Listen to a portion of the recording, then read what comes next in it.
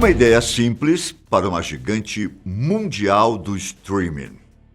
A lenda mais famosa por trás da criação da Netflix fala sobre um dos fundadores ter ficado extremamente irritado por precisar pagar $40 em multa. Lembra daqueles prazos de devolução dos filmes em locadoras? Se você não devolvesse no dia certo, a locadora cobrava uma taxa que aumentava conforme o passar dos dias. Reed Rastin, o atual co-CEO, teria passado por essa situação quando foi devolver o filme Apollo 13 na Blockbuster. Ele achou tudo isso um grande absurdo e resolveu fazer um esquema diferente, que não tivesse prazos de devolução e muito menos multas. E daí teria surgido a Netflix com F maiúsculo no início da marca. A história é linda. Não fosse por um simples ponto. É fictícia. De acordo com Mark Randolph, o cofundador do gigante do streaming, essa história foi inventada apenas para explicar o porquê da empresa ser melhor que as outras. A verdade é que a Netflix surgiu depois de um grande estudo e uma ideia bem simples: criar um Amazon.com de alguma coisa. Basicamente, Reed e Mark queriam usar a internet para fazer negócio e entregar o que quer que fosse através dos correios. Os dois analisaram diversas opções do que poderia ser vendido online, até chegarem nos produtos home video. Só que estamos falando de 1997 e 1998, uma época em que as fitas VHS estavam em alta e o DVD estava presente em apenas 2% dos lares americanos. Eles logo perceberam que a tecnologia dos discos tinha um grande potencial de substituir as fitas, que não só eram mais volumosas, como também tinham uma qualidade de imagem inferior ao novo formato. Enviar VHS pelos correios foi a primeira opção, mas logo eles perceberam como as fitas eram frágeis e podiam estragar no processo. Foi então que os dois decidiram fazer um teste. Eles enviaram DVDs pelos correios até suas próprias casas, na cidade de Santa Cruz, na Califórnia, para ver se os itens também chegariam danificados. E, para a surpresa dos dois, não foi o caso.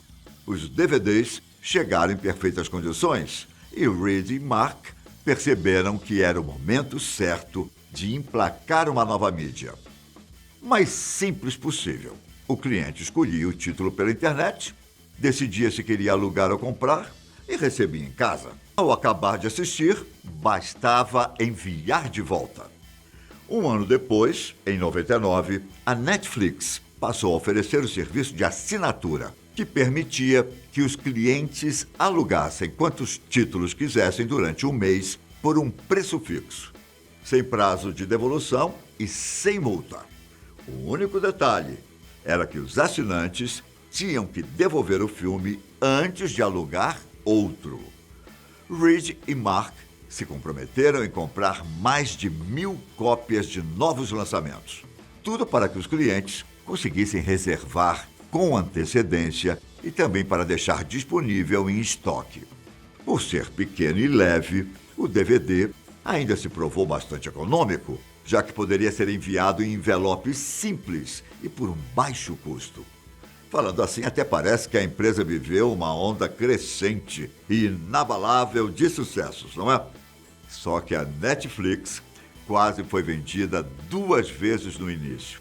A primeira foi em 1998, logo no começo de tudo, quando ninguém mais, ninguém menos do que Jeff Bezos, o CEO do Amazon, ofereceu $12 milhões pela companhia. Reed e Mark não aceitaram e logo se viram em outra situação: tentar vender a Netflix. No ano 2000, com os baixos preços das ações na Bolsa de Valores, a Netflix tentou vender 95% da empresa para a Blockbuster. Nesse caso, a ideia era que a Netflix fosse o braço de entrega de DVDs para a Blockbuster. Só que a proposta não foi aceita. Mas isso não quer dizer que Reed e Mark ficaram parados olhando para o vento. Não.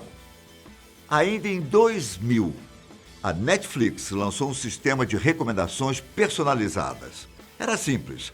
Através das avaliações dos títulos que os clientes alugaram, a empresa meio que previa o que eles gostariam de assistir em seguida. E bom, essa função está aí até hoje. Mas as coisas começaram a mudar em 2002, no ano em que a Netflix alcançou os 600 mil assinantes e fez sua oferta pública de ações. Mark Randolph decidiu sair da empresa, deixando Reed Hastings na cadeira de CEO. A saída foi tranquila e Mark disse algumas vezes que gostava mais quando a empresa era pequena e não era preciso lidar com muitas coisas. Formado em geologia, mas com especialização em publicidade e vendas, Mark trabalhou em diversas empresas e desenvolveu algumas técnicas de operações de marketing direto, antes de entrar para Pure Atria como vice-presidente de marketing. E o CEO da empresa, na época, era o próprio Reed. Foi lá que os dois se conheceram e deram início à parceria que mudaram o mundo do entretenimento. Depois da saída, Mark passou a trabalhar com a formação de novos empreendedores e também em investimentos. Ele costuma fazer diversas viagens para palestrar sobre as experiências que adquiriu com a Netflix e também com outros investimentos que participou. E já que falamos de Mark, deixa eu te falar um pouco também sobre o Reed. Com formação em matemática e ciência de computação, ele passou por algumas situações inusitadas na vida, antes de começar a empreender. Uma delas envolvia vender aspiradores de pó de porta em porta, antes de entrar na faculdade. E a outra foi partir para Eswatini, no continente africano, para ensinar matemática a 800 alunos do ensino médio em uma zona rural. Em 1991, Reed ajudou a fundar a Pure Software, que mais tarde foi chamada de Pure Atria. A empresa basicamente desenvolvia produtos que solucionavam problemas de software.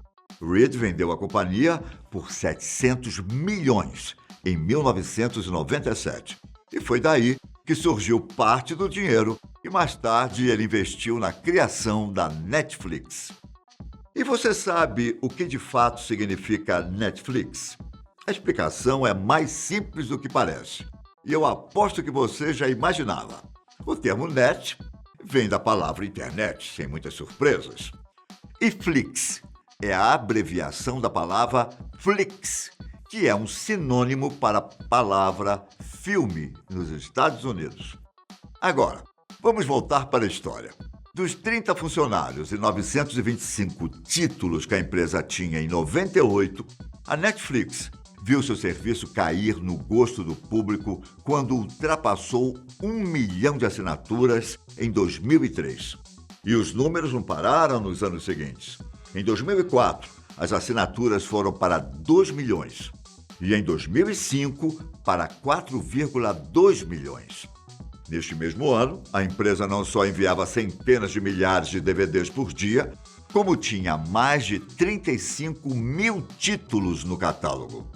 Agora, vamos dar um pulo para 2007, quando a Netflix já tinha mais de 5 milhões de assinaturas e decidiu dar o salto para o que nós conhecemos como On Demand. A empresa introduziu o serviço de streaming em seu site e deu mais uma opção para os assinantes: assistir filmes e séries instantaneamente. O que eles precisavam era de apenas um computador ou dispositivo com internet. No começo havia apenas 1.000 títulos disponíveis e até mesmo uma quantidade de horas que poderiam ser usadas. Nesse meio tempo, a popularidade dos DVDs começou a cair e a empresa percebeu que o futuro para as mídias físicas estava contado.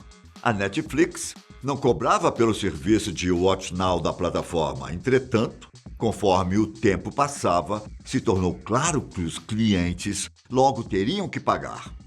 E um dos motivos tem a ver com os estúdios, que aumentaram os valores do licenciamento dos títulos. Só que esse não era necessariamente um problema. A empresa viu um crescimento meteórico nos anos seguintes, ainda mais por ter firmado uma parceria com diversas marcas de eletrônicos, em 2008, para levar o streaming a outras plataformas. Em 2009, depois de quase 3 anos, a empresa encontrou um vencedor para uma competição que teve início em 2007, o Prêmio Netflix. A disputa consistia em encontrar uma pessoa ou uma equipe que melhorasse a precisão das recomendações na plataforma. E quem ganhasse, dos 40 mil participantes, receberia $1 milhão. E o curioso aqui é que a empresa ainda estava só nos Estados Unidos, mas ela sabia que precisava expandir. O primeiro passo foi chegar ao Canadá em 2010. Na época, o número de clientes que usavam streaming passou os que alugavam DVDs, o que fez o próprio Reed afirmar que a Netflix era principalmente uma empresa de streaming. Entre 2011 e 2012, a Netflix foi lançada na América Latina, Caribe, Reino Unido, Irlanda e por aí vai. Só que, mesmo assim, foi só em 2013 que a Netflix deu um dos seus maiores passos: as produções originais. House of Cards era uma delas e foi um dos grandes investimentos da Netflix. Faturou 3 Emmys, 2 Globos de Ouro e foi responsável por um novo momento das premiações. Era a primeira vez que um streaming saía vitorioso. Em contrapartida, não é surpresa para ninguém que a Netflix também é famosa pelos cancelamentos. Se o serviço cancelou alguma série que você curtia muito, comente aqui embaixo qual foi. Mas sejamos justos, ela também salvou muitas outras dos cancelamentos de outras emissoras. 2014 foi o ano em que o número de assinaturas ultrapassou 50 milhões e a empresa chegou a mais países da Europa. No ano seguinte, a Netflix deu outro pontapé, dessa vez para uma série de novidades.